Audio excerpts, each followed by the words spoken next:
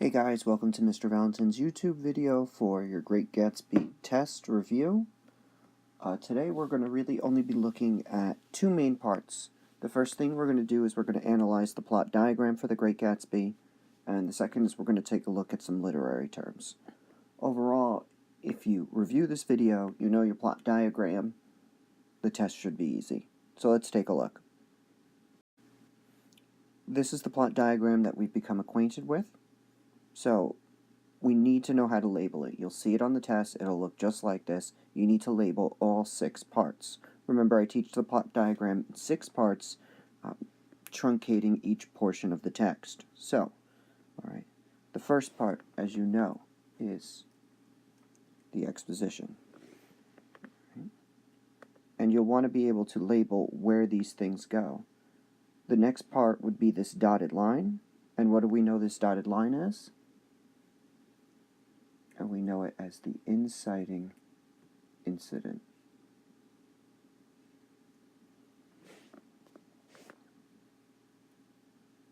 The next part is this line that's going up, and we know that line going up.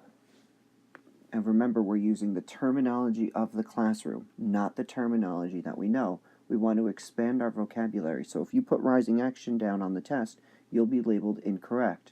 The correct answer I'm looking for today is the complication.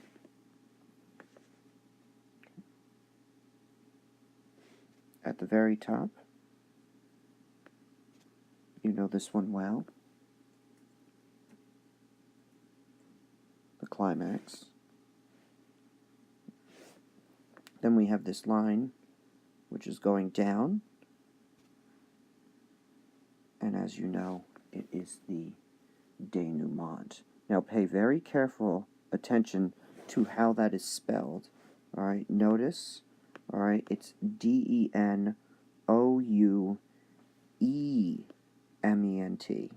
Alright, so make sure you write that down a couple times for yourself, because if you spell it incorrectly on the test, you'll lose points.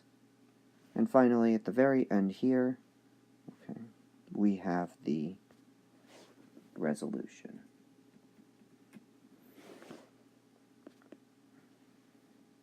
I don't want to hear terminology like introduction, rising action, falling action, or conclusion. Alright, we're elevating our vocabulary. We're using the vocabulary of the classroom. So it's exposition, inciting incident, complication, climax, denouement, and resolution. Make sense? Cool. We're actually going to stay on this slide. The other part of the test you're going to have to do besides labeling it is label the points in which the story events actually occurred. Now, we're having this test early so that way we can have an extra grade for the quarter. What we don't want to do, alright, is pick anything in the resolution.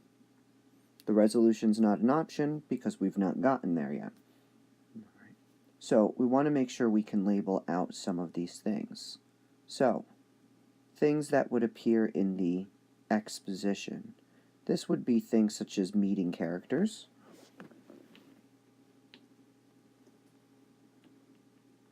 and that could go for characters such as Nick, Gatsby, Daisy, Tom, and even characters like Myrtle and George. So I'm just going to shrink that and move that to our exposition. It'll also be things such as the setting. Remember, the setting is the time and the place. So if it says, 1920s, we find out it's the 1920s. We find out the location of West Egg or East Egg, or it could even be the Valley of the Ashes. All that happens in the exposition.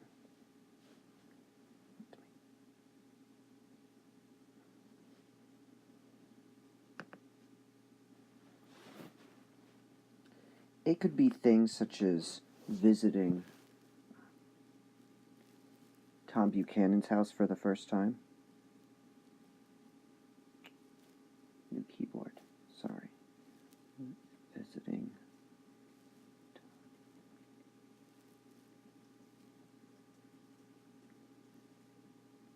be something like we find out Daisy and Nick are cousins.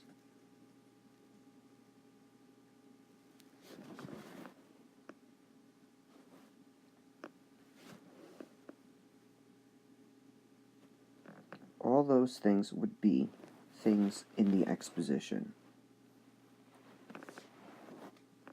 Finding out that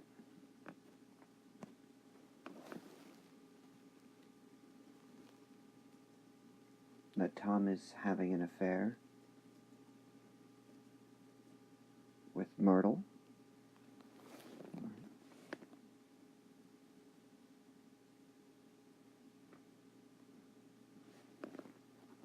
Would all be exposition stuff. Inciting incident, alright? Remember, the inciting incident is really only one moment, alright? And it's the events that propel the story forward.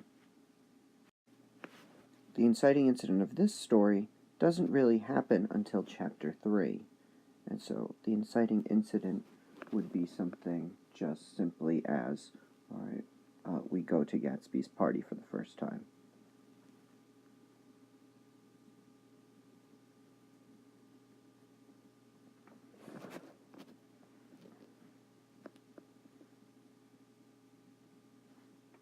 Just not easy. Alright. And that's pretty much the only thing that you could see possibly labeled for the inciting incident. The complication, though, is anything that follows Gatsby's first party, alright, leading up to the whole flower scene. So everything there, which is pretty much the entirety of chapter 4, alright, and some of chapter 5, alright, will be all that. So, things you want to make sure you know for the complication. A lot of this is the setup to the climax. But this was such as the events of Nick going with Gatsby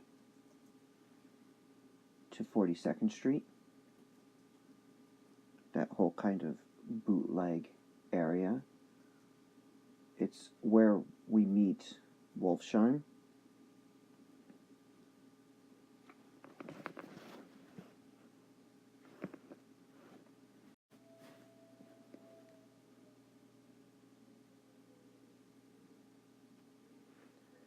It could also be things involving Wolfsheim, like Wolfsheim has that, he tells that story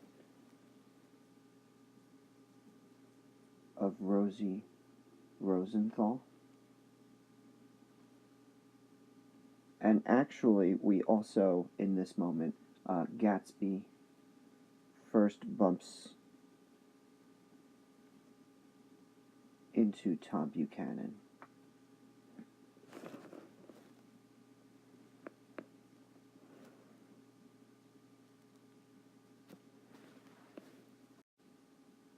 We'll also want to add the information about Jordan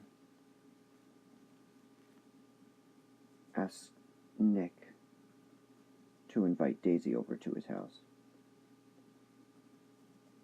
And he's confused by this until he finds out this is at Gatsby's request.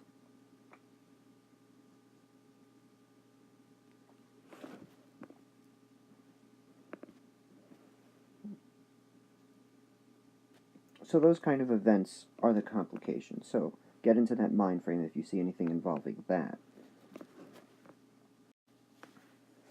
The climax of the story all involves the flower scene.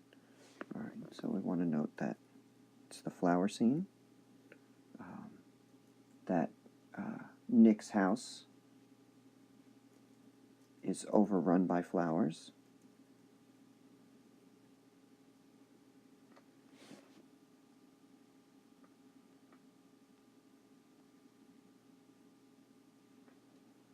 You could mention things such as the awkward conversation that occurs. Oops.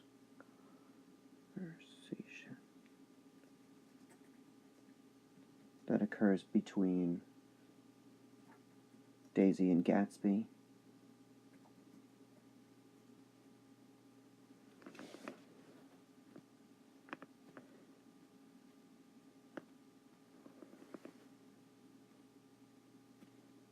But then during that whole scene, they all decide to go over to Gatsby's mansion.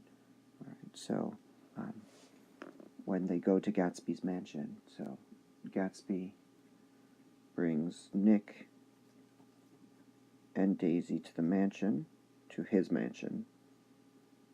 And we get those very sweeping descriptions. This is also the scene where Daisy has clothes thrown at her, and Daisy cries over the beautiful clothes.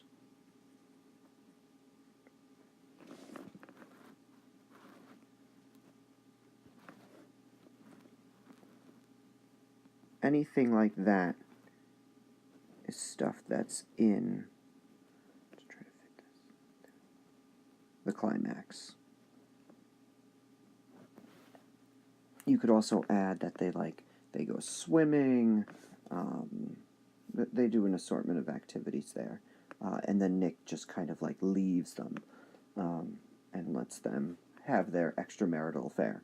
After that, anything that follows would be the denouement. So far, we're not that far into the denouement, all right, but there's enough things that have happened for us to make a couple important notes.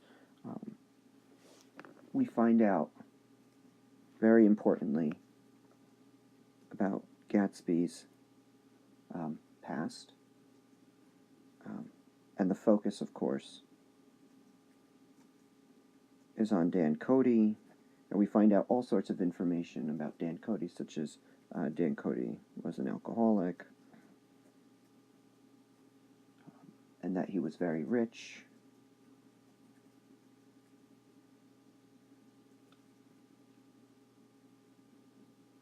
And we also want to add that this is where Gatsby, so to speak, learns how to act. And really, for the first time, he becomes a man.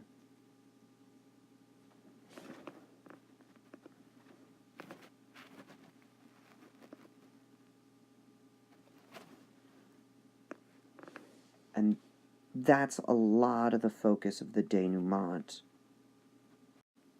This is also the scene of Daisy going to, and it's not just Daisy, I should add Daisy and Tom, go to Gatsby's party. And Daisy doesn't enjoy herself. Tom hates it. Tom will say loathes the party. Daisy finds the party underwhelming and overwhelming at the same time. Underwhelming. Gatsby acknowledges that the party, that Daisy doesn't enjoy the party.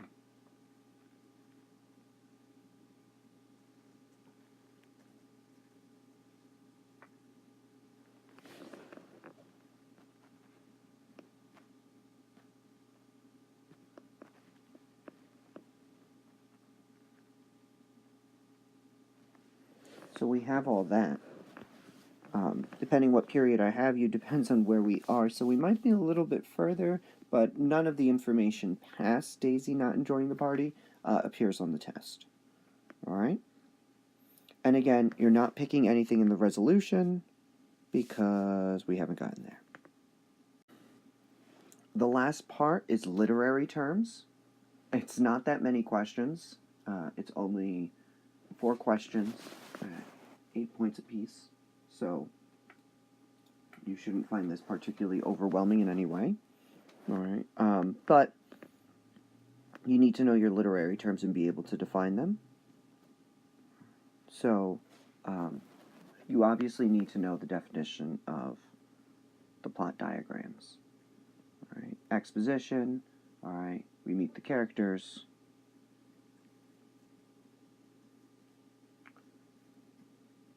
could spell it be even better. We meet the characters. We find out the setting. The inciting incident. The events, or the event that propels the story forward. The complication. The events leading to the climax. The technical definition of climax is the highest point of action. The denouement, again, pay attention to that spelling, that E is important. The events leading to the resolution. And the resolution, the events of the story conclude.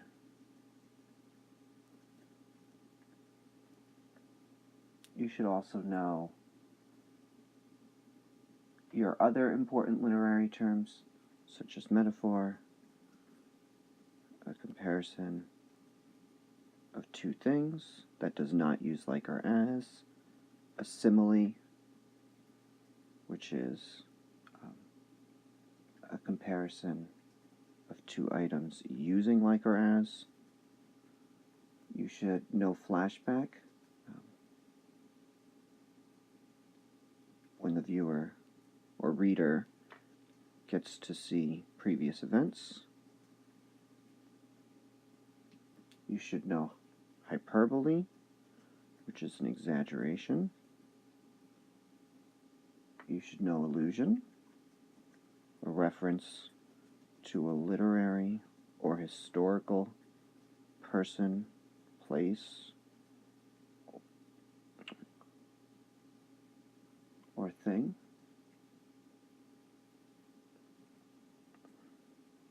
You should know paradox, which is two things placed together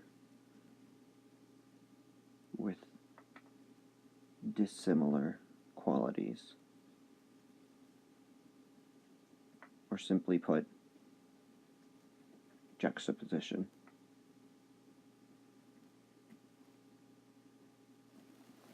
Oh, this button doesn't appear on my... Oh, there we go. Juxtaposition. Okay, and I think...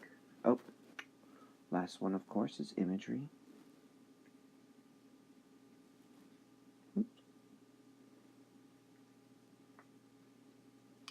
Imagery is descriptive language that appeals to the senses.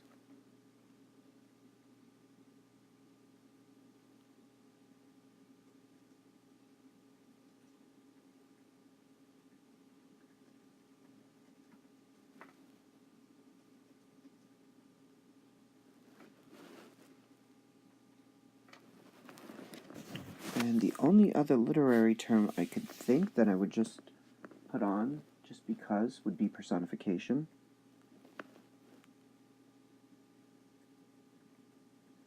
Which is giving lifelike qualities to non-living or inanimate objects.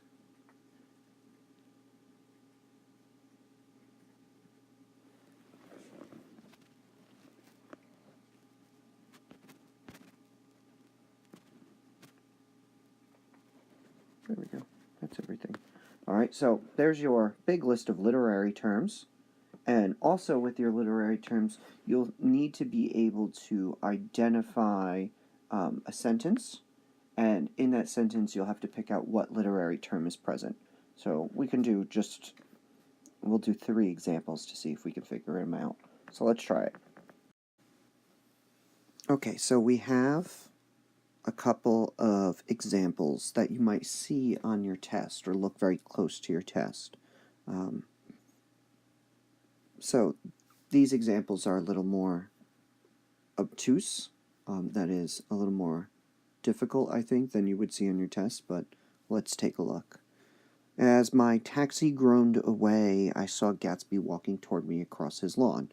Now, we have a ton of literary terms listed, but you would be given only 5. So, what literary term could this be? As my taxi groaned away, I saw Gatsby walking towards me across his lawn. And of course, the idea that the taxi groaned would be personification.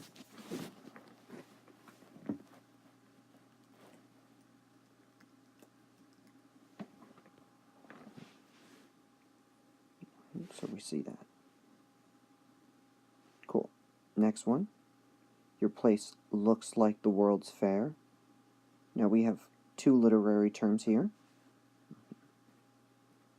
We have a comparison using like or as, so we have a simile, but we also have a reference point to the World's Fair, and so if we're referencing something, we know it's an allusion.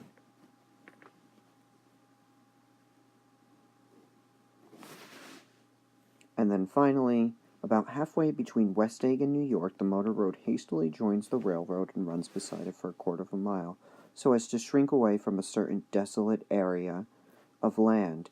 This is a valley of ashes, a fantastic farm where ashes grow like wheat into ridges.